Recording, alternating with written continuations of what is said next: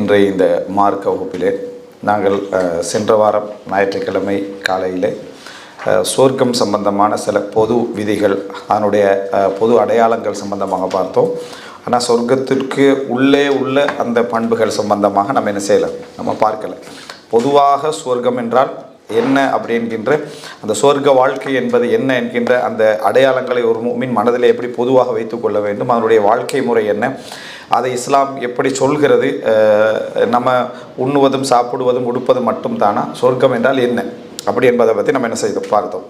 இன்ஷால்லா இன்றைக்கு இந்த நரகம் சம்பந்தமாக சொர்க்கம் எங்களுக்கு எப்படி ஆர்வமூட்டப்படுவதற்காக சொல்லப்படுகிறதோ, நரகம் என்ன எங்களுக்கு அச்சமூட்டுவதற்காக சொல்லப்படுகிறது. இது ரெண்டும் சேர்ந்து தான் வணக்கம். இது ரெண்டும் சேர்ந்து தான் வணக்கம். அச்சமும் இருக்க வேண்டும், ஆர்வமும் இருக்க வேண்டும். ஒருவர் முழுமையாக அதாவது அச்சத்தோடு வாழ்வதும் என்ன தவறானது, ஒருவர் முழுமையாக ஆர்வத்தோடு வாழ்வதும் தவறானது. முழுமையாக அச்சத்தோடு வாழ்வது என்பது அது இறைவனுடைய அந்த வணக்க வழிபாடுகள் என்ற அந்த தன்மைக்கு மாற்றமானது.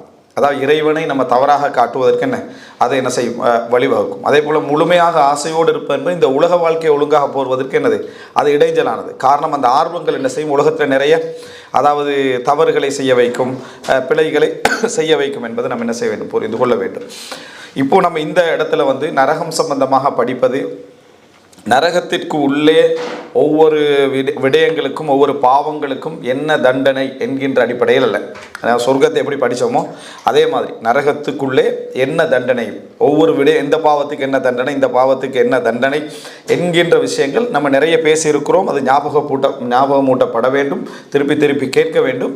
இருந்தாலும் இந்த இடத்துல நான் அந்த பகுதியை சொல்லாமல் நரகம் என்பது இஸ்லாமிய அக்கீதாவில் எங்களுக்கு எப்படி சொல்லப்படுகிறது, ஒரு முஃமின் அதை எப்படி உள்வாங்கிக் கொள்ள வேண்டும், நரகம் எந்த அமைப்பை எங்களுக்கு என்ன செய்கிறது, அதாவது ரசூலுல்லாஹி ஸல்லல்லாஹு அலைஹி வஸல்லம் அவர்கள் சொல்லி தந்திருக்கிறார்கள். நம்ம நிறைய கேட்டிருந்தாலும் கூட நம்ம ஏற்கனவே இந்த சொர்க்கத்துக்கு சொன்னது போல சில அதாவது விடயங்களை நம்ம நரகம் என்றால் என்னென்று புரிந்து கொள்ளாமல் இருப்பதை நம்ம உணர முடியும். நிறைய பேரோட இடத்துல நரகம் என்றால் எப்படி என்று உணர்ந்து கொள்ளாமல் இருக்கக்கூடிய ஒரு நிலையை என்ன செய்யலாம், நம்ம பார்க்கலாம். இந்த அடிப்படையில் நரகம் என்பது எப்படி, அதாவது சொர்க்கத்திற்கு பல வார்த்தைகளை கொண்டு என்ன சொல்லப்படுகிறோம். நம்ம ஏற்கனவே சொர்க்கத்துக்கு ஜன்னா அப்படின்னு சொன்னோம். அப்போ ஜன்னா என்று சொன்னால் சொர்க்கம் என்ன ஒரு ஒரு ஒரு ஒரு மூடலான ஒரு மூடிய அமைப்பிலான நிழல்கள் நிறைந்த ஒரு வெளிச்சமும் இருளும் ஒரு இருக்கக்கூடிய அமைப்பிலான ஒரு அழகான ஒரு சோலை அப்படின்னு சொன்னோம். முழுமையாகவே அந்த உலகமே ஒரு சோலையாக என்ன செய்யும் இருக்கும். அது ஒரு உலகம், அது ஒரு சோலையாக என்ன செய்யும் இருக்கும் என்று. அதே மாதிரி நரகத்திற்கென்று பொதுவாக சொல்லப்படக்கூடிய சிஃபத்துக்கள் எல்லாம் நீங்கள் பார்த்தீங்கன்னு சொன்னால், சொர்க்கத்துக்கு ஜன்னாட வார்த்தை எப்படி யூஸ் பண்ணப்படுகிறதோ, நரகத்திற்கு அதிகமாக சொல்லக்கூடிய வார்த்தை என்ன என்று பார்த்தீங்கன்னா அன்னார், நெருப்பு என்ற வார்த்தை தான் என்ன செய்கிறது, நரகத்திற்கு அதிகமாக சொல்லப்படுவதை பார்க்கிறோம். ஜஹன்னம் என்ற வார்த்தை சொல்லப்பட்டாலும் இன்னும் மற்ற வார்த்தைகள் சொல்லப்பட்டாலும் நரகத்துடைய அதிகமான பிரயோகம் ஒன்றில் நார் அல்லது அந்த நாருக்கு ஒத்த சொற்கள் நிறைய குர்ஆனில் என்ன செய்கிறது, பயன்படுத்தப்படுகிறது.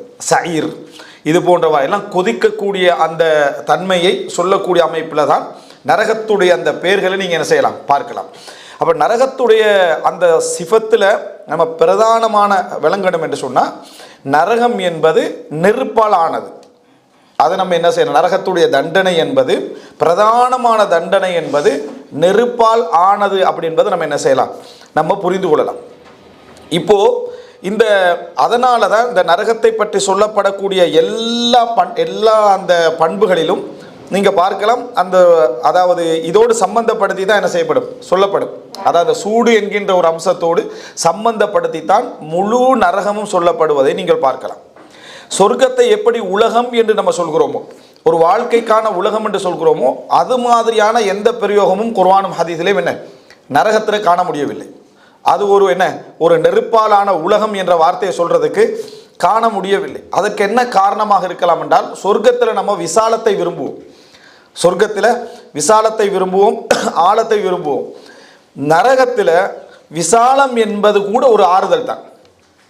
நரகத்தில் விசாலம் என்பது கூட தண்டனையில் ஒரு ஆறுதலாக இருந்திருக்கும். தண்டனை என்று வந்துவிட்டால், அழிவு என்று வந்துவிட்டால், அதில் கிடைக்கக்கூடிய தண்டனையிலான ஆறுதலை மனுஷன் என்ன செய்வான், எதிர்பார்ப்பான்.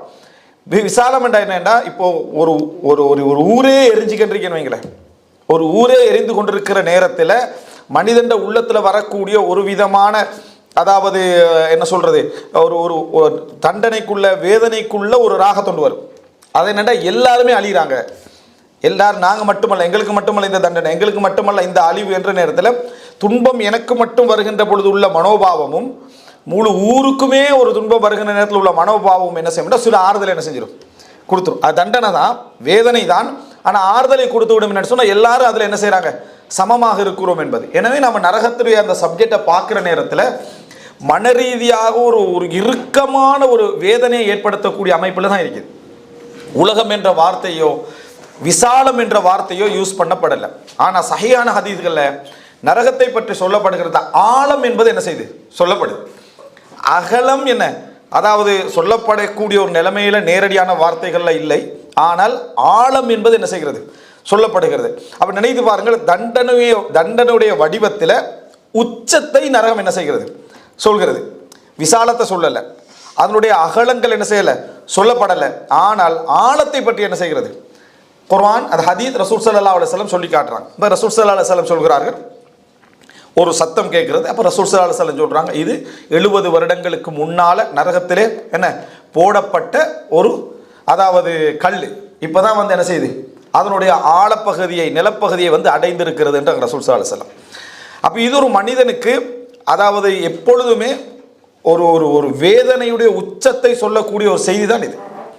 நரகத்துடைய ஒரு கல் அதனுடைய, அதாவது நிலத்தை அடைவதற்கு இவ்வளவு வேகமாக 70 வருடங்களை இந்த உலகத்திலே எடுக்கிறது அப்படின்னு சொன்னால் அது எப்படிப்பட்ட ஒரு ஆழமாக என்ன செய்யும் இருக்குமென்று பாருங்க. எனவே நரகம் என்ற அந்த அந்த சிஃபத்தை சொல்லுகிற நேரத்தில் நரகத்தில் வந்து உலகம் என்ற வார்த்தை, உலகத்தை போல விசாலம் என்ற வார்த்தை, இவைகள் சொல்லப்படாமைக்கான காரணமே அதுவும் ஒரு தண்டனை. அந்த விசாலமின்மையும் என்ன, ஒரு தண்டனை என்ற ஒரு மனோபாவத்தை ஏற்படுத்துவதனால அந்த நரகம் சொர்க்கம் போன்ற ஒரு உலகம் போன்ற வார்த்தைகளோ அல்லது தண்டனையுடைய பல்வகைமையாக இருந்தாலும் அது எங்கெங்கே எப்படி எப்படி ஒரு பரவலாக நடக்கும் என்ற வார்த்தைகளோ நீங்கள் என்ன செய்ய முடியாது, காண முடியாது. தண்டனைகள் சொல்லப்பட்டிருக்கும். நரகத்துடைய பொது சிஃபத்தாக என்ன, இந்த நெருப்பு சூடு என்கின்ற ஒரு பகுதி சொல்லப்படும். இது நம்ம பிரதானமாக விளங்கி கொள்ள வேண்டும். சொர்க்கத்துடைய அதே, அதாவது முறைமையில நரகத்தை என்ன செய்யலாது, நம்ம பார்க்க முடியாது. ஒரு நெருடலான ஒரு அணுகுமுறையை தான் என்ன செய்கிறோம். முதலாவது என்னென்ன கம், முதலாவது என்ன என்று சொன்னால் கம். கம் என்று சொல்றது உள்ளத்தை வந்து அடைக்கக்கூடிய வேதனை. உள்ளத்தை வந்து அடைச்சி ஒரு ஒரு ஒரு வேதனையும் ஒரு சோதனையை நினைக்க நினைக்க மனிதனுடைய உள்ளம் என்ன செய்யும், அதாவது நெஞ்சு துடிக்க ஆரம்பிக்கும். நெஞ்சு துடிச்சு அந்த தொண்டை குழி வரைக்கும் என்ன செய்யும், அந்த பதட்டம் அடையும். அவனால் பேச முடியாது, அவனால் வந்து ஒரு கருத்தை தெரிவிக்க முடியாது. ஏன்னா அந்த பயங்கரத்துடைய உச்சகட்டம் இருக்கும். இந்த கம், இந்த வேதனை ஏற்படுத்தக்கூடிய, இந்த மனக்கவலை ஏற்படுத்தக்கூடிய முழுமையான சிஃபத்தை நீங்கள் நரகத்துடைய விஷயத்தில் பார்க்கலாம். அல்லாஹு தஆலா நரகத்தை சொல்லக்கூடிய விஷயங்களாக இருக்கலாம், ரசூலுல்லாஹி ஸல்லல்லாஹு அலைஹி வஸல்லம் நரகத்தை பற்றி சொல்லக்கூடிய விஷயங்களாக இருக்கலாம். நீங்கள் தொகுத்து பார்த்தீங்கன்னு சொன்னால் முழுமையாக உங்களால் வந்து, அதாவது தொண்டை குழியை வந்து அடைக்கக்கூடிய அமைப்பிலான ஒரு வேதனையை நீங்கள் நரகத்தில் என்ன செய்வீங்க, பார்ப்பீங்க. ஒரு சின்ன ஆறுதலுக்கான ஒரு பகுதியை கூட சொல்கிற நேரத்தில் கூட மனிதன் அதை ஆறுதல் என்று நினைக்காத வடிவத்தில் தான் வருது.